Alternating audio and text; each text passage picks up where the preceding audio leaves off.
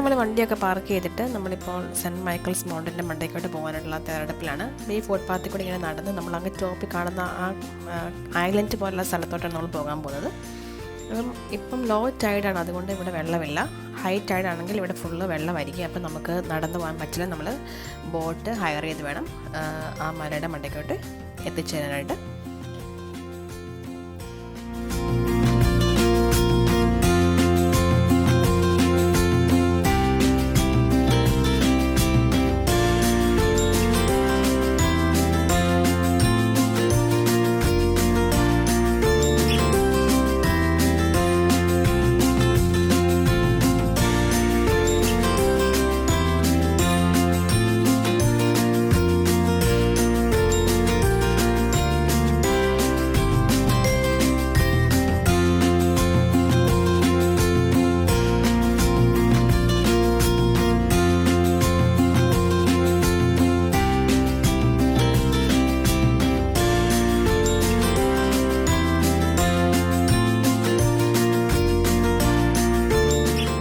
Second world വാറിൻ്റെ ഒക്കെ ടൈമിൽ ഇവിടെ കണ്ടല്ലേ പീരങ്കി പോലത്തെ സംഭവങ്ങളൊക്കെ വെച്ചേക്കുന്നത്.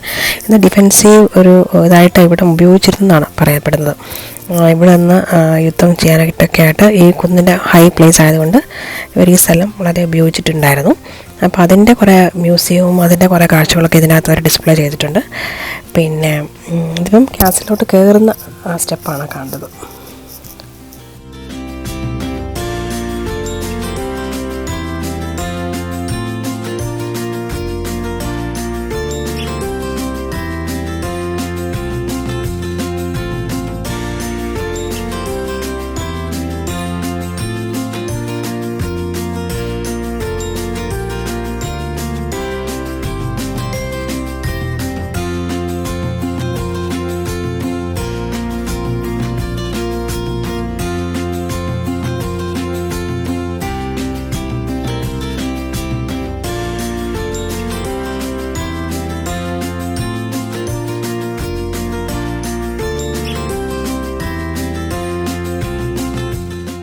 ഈ ക്യാസലിൻ്റെ വേറെ പ്രത്യേകത എന്താണെന്ന് വെച്ച് കഴിഞ്ഞാൽ ഇവിടെ ഒരു ഫാമിലി സെൻറ്റ് ഔബിൻ അവരുടെ ആ ജനറേഷനിലുള്ള ഒരു ഫാമിലി ഇവിടെ ഇപ്പോഴും താമസിക്കുന്നുണ്ടെന്നാണ് അറിയാൻ കഴിഞ്ഞത്. അതായത് ആ ലോഡും ലേഡിയും പിന്നെ അവരുടെ 4 ചിൽഡ്രൻ.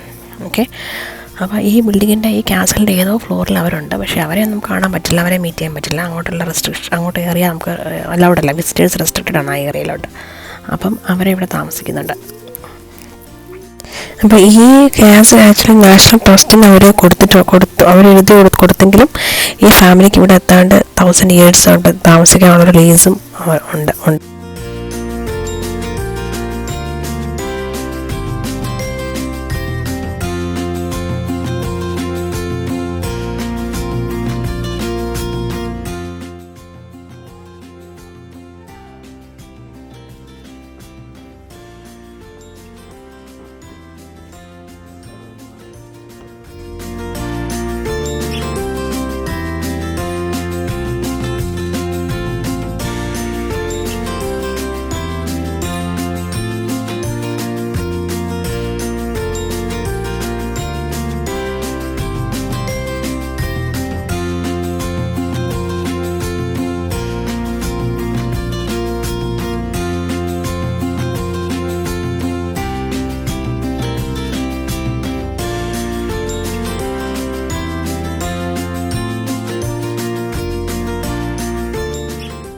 അപ്പോൾ നമ്മൾ ക്യാസിൽ നിന്ന് പുറത്തിറങ്ങി നമ്മളിനിയിപ്പം ഇതിൻ്റെ സൈഡിലൊരു ഗാർഡൻ സ്ഥിതി ചെയ്യുന്നുണ്ട്. ഈ ഗാർഡൻ്റെ പ്രത്യേകത എന്ന് വെച്ചാൽ എക്സോട്ടിക് പ്ലാന്റ്സ് മാത്രമാണ് ഈ റോക്കിൻ്റെ ഒക്കെ ഇടയിൽ അതിങ്ങനെ പ്ലാന്റ് ചെയ്ത് അതിങ്ങനെ വളർത്തുന്നതാണ്. പക്ഷെ അത് എനിക്കൊന്ന് മിഡ് ഓഗസ്റ്റിൽ കൂടി അത് തീരും. ഓഗസ്റ്റ് സമ്മറിൽ മാത്രമേ ആ പ്ലാന്റ്സ് അവിടെ ഉള്ളൂ എന്നാണ് എനിക്ക് തോന്നുന്നത്. അപ്പോൾ അവിടേക്കുള്ള നമ്മൾ അവിടെയൊക്കെയാണ് ഇപ്പോൾ പോകുന്നത്. അങ്ങോട്ട് പോകുമ്പോൾ കാണാം ഈ പാറയുടെയൊക്കെ ഇടയിൽ ഞാൻ ആലോചിക്കുകയാണ്, ഈ 12th century ഈ ഇത്രയും ടെക്നോളജി ഒന്നും ഇല്ലാത്ത സമയത്ത് ഈ പാറയുടെയൊക്കെ മണ്ടൊക്കെ ഈ റോക്കിൻ്റെയൊക്കെ മണ്ടൊക്കെ ഇത്രയും ഇതൊരു ക്യാസിൽ ഉണ്ടാക്കാമെന്ന് വെച്ചാൽ ശരിക്കും പറഞ്ഞാൽ അതിശയം തന്നെയാണ്. ഇത് നമുക്ക് കാണേണ്ട ഒരു കാഴ്ച തന്നെയാണ് ഇത് കേട്ടോ. ശരിക്കും പറഞ്ഞാൽ ഭയങ്കര അത്ഭുതം തോന്നുന്നു. ഇനി നമ്മൾ ഈ ഗാർഡൻ്റെ കാഴ്ചകളിലോട്ട് പോകാം. ഇവിടെ കുറേ നല്ല നമ്മൾ കാണാത്ത തരത്തിലുള്ള കുറേ എക്സോട്ടിക് പ്ലാന്റ്സ് ഒക്കെ ഉണ്ട് ഇവിടെ. പക്ഷെ നമുക്കത് പ്ലക്ക് ചെയ്യാനൊന്നും പറ്റില്ല. ഈ പാറയുടെ ഓരോ കല്ലിടയിൽ നിന്നൊക്കെയാണ് ഇതിങ്ങനെ കിളുത്ത് വന്നിരിക്കുന്നത്. ഇവിടെ വാച്ച് ചെയ്യാനായിട്ട് ആൾക്കാരൊക്കെ 2-3 സെക്യൂരിറ്റീസ് ഉണ്ട് അവിടെ.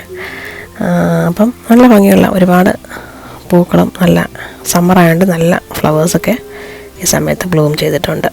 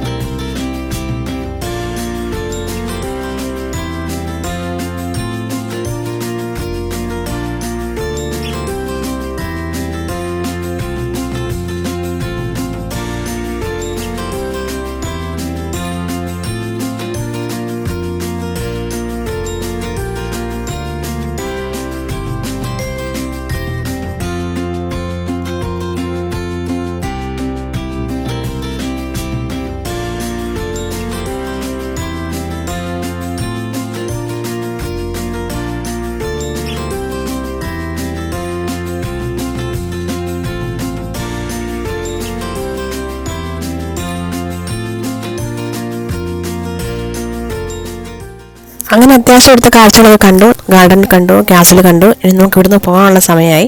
അപ്പോൾ നമ്മൾ താഴോട്ട് ഇറങ്ങുവാണ്. ഇനി നമ്മൾ വന്ന വഴിയിൽ നമ്മൾ തിരിച്ച് ഈ വെള്ളം എല്ലാം ക്രോസ് ചെയ്ത് അപ്പുറത്ത് പോകണം. അപ്പം എന്താ പ്രശ്നം എന്ന് വെച്ചാൽ നമ്മൾ വന്നപ്പോൾ ലോ ടൈഡായിരുന്നു, ഇപ്പോൾ ഹൈ ടൈഡിൻ്റെ സമയമാണ്. നമ്മൾ വന്ന വഴി ഈ ഫെൻസ് കണ്ടോ, അതുവഴിയാണ് നമ്മൾ കയറി വന്നത്. അതിപ്പോൾ അടച്ചു, കാരണം അവിടെ നമ്മൾ വന്ന ഫുട്പാത്തൊക്കെ ഓൾറെഡി ഫുള്ള് വെള്ളം കൊണ്ട് നിറഞ്ഞിരിക്കുകയാണ്. അപ്പോൾ നമുക്കിനിയും അങ്ങോട്ട് തിരിച്ചു പോകണമെങ്കിൽ നമുക്ക് വാക്ക് ചെയ്ത് പോകാൻ പറ്റില്ല. അപ്പം നമുക്ക് ഇനിയും ഇവിടെ ഒരു ഫെറി അറേഞ്ച് ചെയ്തിട്ടുണ്ട്. അപ്പം നമ്മൾ ഫെറിയെ കയറി ഈ ക്രോസ് ചെയ്ത് അപ്പുറത്ത് ആ മരയുടെ അവിടെ പോകണം. നമ്മൾ വന്ന സ്ഥലമാണ് ഈ കാണുന്നത്, അങ്ങോട്ടേക്ക് പോകണം. അപ്പം ഇവിടെ കുറേ ബോട്ടുകൾ ഓൾറെഡി വന്നിട്ടുണ്ട്. അപ്പം നമ്മൾ ഈ ബോട്ടേ കയറി നമുക്ക് ഇഷ്ടമുള്ള ബോട്ട് ചൂസ് ചെയ്യാം. അപ്പം ഞങ്ങൾ ഇങ്ങനെ പമ്മി നിൽക്കുവാണ്, കാരണം നല്ല ബോട്ട് ഇപ്പോൾ വണ്ടവശം കവർ ചെയ്യാൻ ഓപ്പണായിട്ടുള്ള ബോട്ട് ഉണ്ട്, ഫെറി ഉണ്ട്. അപ്പോൾ അതേ കയറാൻ വേണ്ടി ഞങ്ങൾ മാറി നിൽക്കുവാണ്. അപ്പോൾ അത് സമ്മതിച്ചെങ്കിൽ നമുക്കങ്ങനെ ആ ബോട്ടേ കയറണം. അങ്ങനെ ഓരോരുത്തരും ഇവിടെ സ്റ്റക്കായിട്ടുള്ളവരെ ഇങ്ങനെ ഫെറി വരെ നമ്മളെ അപ്പുറത്ത് ക്രോസ് ചെയ്തവരെ എത്തിക്കും. അപ്പോൾ എല്ലാവരും വെയിറ്റ് ചെയ്യുവാണ്. അപ്പോൾ ഒരു ഫെറി വരുന്നുണ്ട്, നമുക്കത് കിട്ടുമോ നോക്കാം. ഓക്കെ, അവർ എഗ്രി ചെയ്ത് നമുക്കിതേ കയറാം. അപ്പം ഇതിൻ്റെ ഓപ്പണാണ്, ഫുള്ളി ഓപ്പൺ ആകുമ്പോൾ നമുക്ക് ഫുള്ള് കാണാമല്ലോ. അപ്പോൾ ഞങ്ങൾ ഓരോരുത്തരായിട്ട് ഇതിൽ കയറുവാണ്. അങ്ങനെ ഓരോരുത്തർ 1 by 1 കയറിയിരുന്ന് നമ്മളിനി അപ്പുറത്തോട്ട് പോകാൻ പോവാണ്.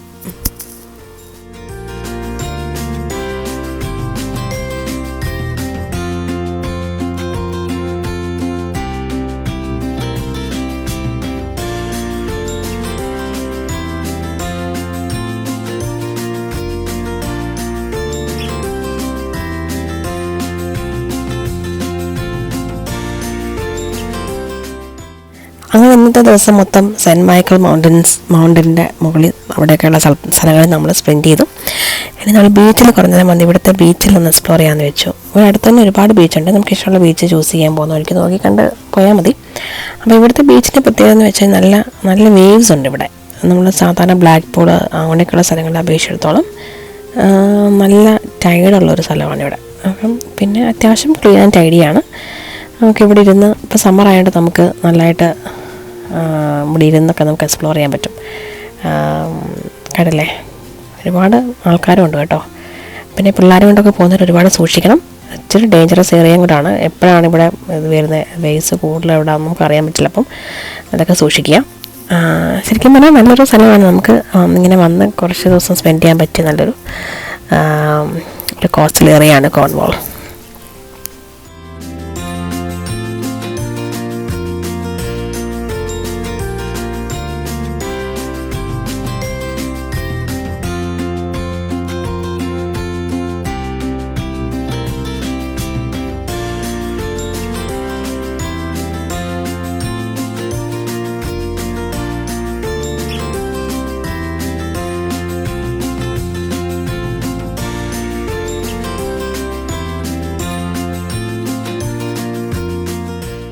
അങ്ങനെ ഇന്നത്തെ യാത്ര കഴിഞ്ഞ് ഞങ്ങൾ ഫുഡ് കഴിക്കാൻ വേണ്ടി ഞങ്ങളൊരു റെസ്റ്റോറൻറ്റിൽ കയറി. ഇന്ത്യൻ റെസ്റ്റോറൻറ്റ് നമ്മൾ ഗൂഗിളിൽ കാണിച്ചെങ്കിലും ഇവിടുത്തെ കോർൺവാളിലെ മിക്ക ഹോട്ടൽസും ബംഗ്ലാദേശികളാണ് നടത്തുന്നത്, അവരുടെ ഒരു ടേസ്റ്റാണ്. പക്ഷേ എന്നാലും നമുക്ക് ഏഷ്യൻ ഒരു ടേസ്റ്റ് കിട്ടും, അതുകൊണ്ട് ഞങ്ങൾ അഡ്ജസ്റ്റ് ചെയ്തു.